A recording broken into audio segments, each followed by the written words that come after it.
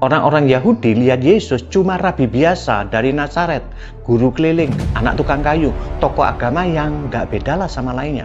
Tapi di tanah Gerasa, identitas Yesus justru dibongkar total oleh makhluk yang paling takut kepadanya, yaitu roh-roh jahat. Bukan kelompok para imam yang menyebutnya anak Allah, bukan pula para rohaniawan di zaman Yesus yang melakukannya, tapi legion, pasukan setan yang merasuki orang gila yang tinggal di kuburan.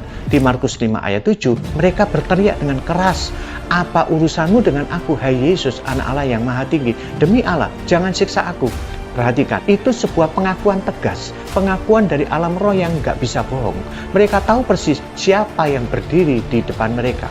Lalu di Matius 8 ayat 29, mereka memohon, "Apakah engkau datang untuk menyiksa kami sebelum waktunya?" Perhatikan kata-kata sebelum waktunya. Mereka paham ada jadwal ilahi. Roh-roh jahat ngerti jadwal ilahi. Ada hari akhir yang sudah ditetapkan. Ada momen ketika segala pemberontakan akan diakhiri selamanya. Mereka nggak mempertanyakan lagi siapa Yesus. Mereka kenal dan tahu siapa dia. Mereka cuma minta penundaan hukuman. Itu bahasa seorang terdakwa yang sudah tahu vonisnya, tapi masih berharap mendapat gerasi sementara. Dan ini semua terjadi sebelum salib, sebelum kebangkitan, sebelum kenaikan Yesus ke sorga. Artinya, otoritas penghakiman Yesus bukan sesuatu yang diperoleh setelah Paskah. Itu melekat pada diri Yesus sejak kekekalan. Seperti yang Yesus sendiri katakan di Yohanes 5 ayat 22, Bapa tidak menghakimi siapapun, melainkan telah menyerahkan semua penghakiman kepada Anak. Di Gerasa, kita melihat Yohanes 5 itu sangat nyata.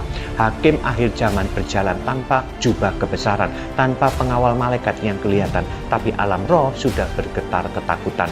Setan tahu dia adalah hakim yang agung, hakim di atas segala hakim, dan mereka gemetar. Lucunya penduduk Gerasa menyuruh Yesus keluar tak lama setelah itu.